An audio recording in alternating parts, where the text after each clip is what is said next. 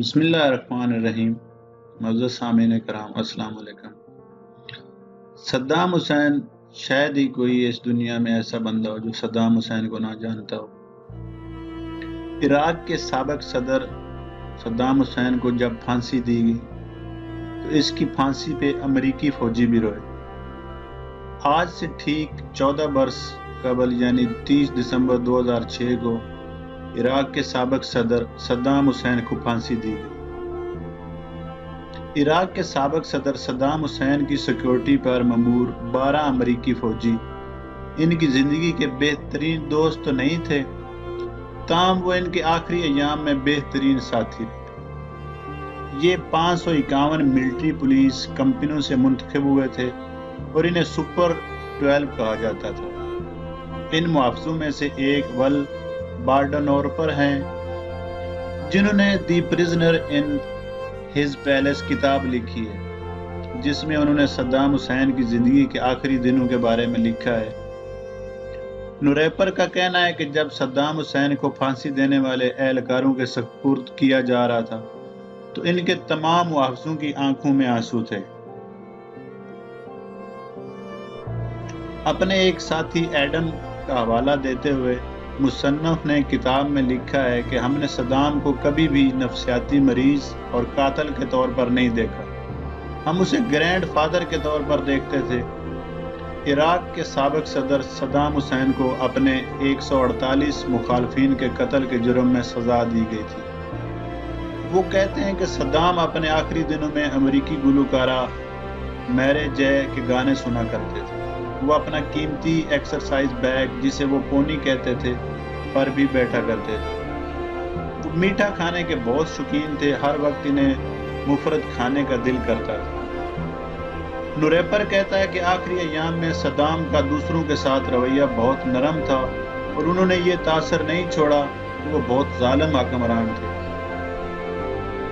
Saddam Hussein کو سگار پینے کا بہت شوق تھا، جسے وہ اپنے پاس رکھا کرتے تھے۔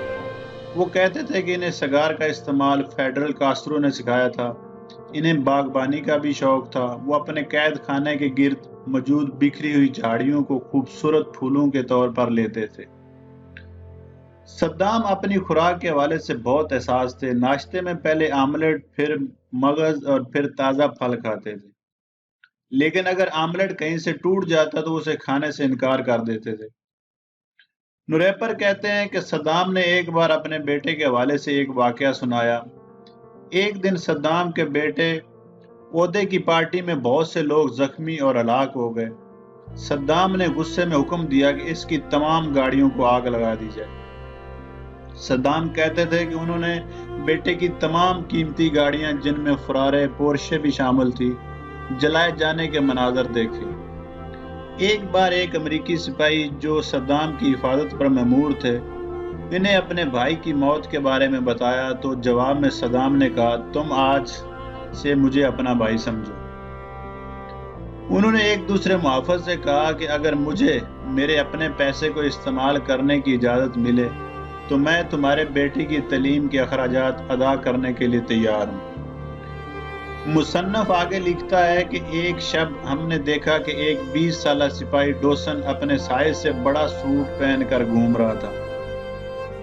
بعد میں پتہ چلا کہ اس نے صدام حسین کی جانب سے تحفے میں دیا گیا سوٹ پہن رکھا تھا۔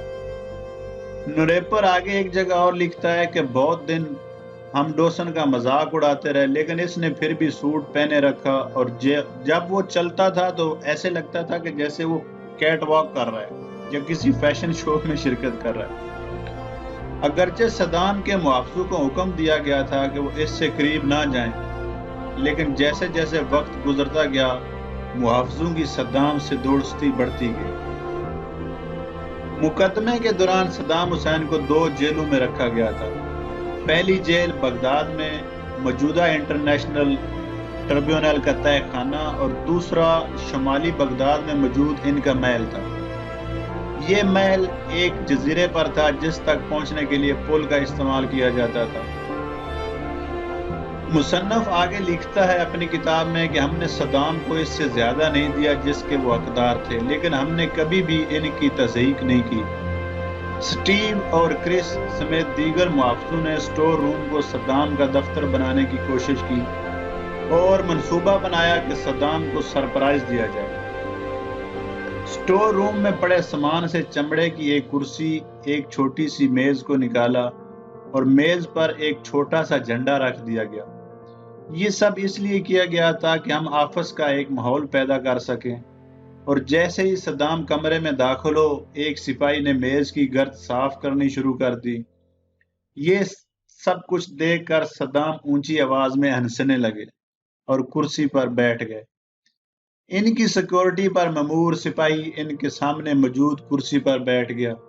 یہ منظر ایسا تھا جیسے صدام عدالت میں موجود ہے۔ آگے نوریپر اپنی کتاب میں لکھتا ہے کہ سپاہیوں کی یہی کوشش تھی کہ صدام کو خوش کیا جائے۔ جواب میں صدام بھی ان کے ساتھ مذاق کیا کرتے تھے اور ماحول کو خوشگوار رکھتے تھے۔ بہت سے سپاہیوں نے بعد میں نوریپر سے کہا کہ انہیں اس بات پر پورا یقین تھا کہ اگر ان کے ساتھ کچھ برا ہوتا تو صدام ان کے لیے اپنی زندگی کی پرواہ بھی نہ کرتے۔ جب بھی صدام کو وقت ملتا، وہ سپاہیوں سے پوچھتے کہ ان کے خاندان کی حفاظت کون کر رہا ہے۔ اس کتاب کا سب سے حیران کن حصہ وہ ہے جس میں بتایا گیا کہ امریکہ کا دشمن سمجھے جانے والے صدام کی موت پر سپاہی بہت غمگین تھے۔ ان سپاہیوں میں شامل ایڈم اور نوریپر کو بتایا کہ جب صدام کو پھانسی دی گئی، ہمیں لگا کہ ہم نے اسے دھوکہ دیا ہے۔ ہم خود کو اس کا قاتل تصور کرتے تھے۔ ہمیں لگا جیسے ہم نے ایک ایسے شخص کو قتل کر دیا ہے جو ہمارے بہت قریب تھا۔ جب صدام کو پھانسی دی گئی، ان کی لاش کو باہر لایا گیا تو باہر موجود ہجوم میں شامل لوگوں نے ان پر تھوکنا شروع کر دیا اور انہیں گالیاں دینے لگے۔ نوریپر لکھتا ہے کہ 12 میں سے ایک نے کوشش کی کہ وہ اس ہجوم کو ایسا کرنے سے روکے، تاہم ان کے ساتھیوں نے اسے واپس کھینچ لیا۔ ایک اور سپاہی سٹیو نے امریکی فوج سے استعفیٰ دے دیا۔ سٹیو اس وقت جارجیا میں اسلحے سے متعلق ٹریننگ دیتے تھے۔ سٹیو کے مطابق انہیں کہا گیا کہ وہ صدام کی لاش کی بے حرمتی کرنے والوں سے نہ الجھے۔ مصنف کا کہنا ہے کہ اپنے آخری ایام میں صدام کو توقع تھی کہ انہیں پھانسی نہیں دی جائے گی۔ 30 دسمبر 2006 کو صدام حسین کو صبح 3 بجے اٹھایا گیا اور انہیں بتایا گیا کہ انہیں کچھ ہی دیر میں پھانسی دی جائے گی۔ صدام کو بہت مایوسی ہوئی۔ وہ خاموشی سے جا کر نہائے اور پھانسی کے لیے خود کو تیار کیا۔ اپنی پھانسی سے کچھ دیر پہلے صدام نے سٹیو کو باہر بلایا اور اپنی کلائی پر بندھی گھڑی اسے دے دی۔ اب بھی جارجیا میں سٹیو کے گھر پر وہ گھڑی محفوظ ہے جو اس کی ٹک ٹک سنائی دیتی ہے۔ ہوپ آپ کو پسند ہی ہوگی۔ ملتے ہیں نیکسٹ ویڈیو میں۔ اللہ حافظ۔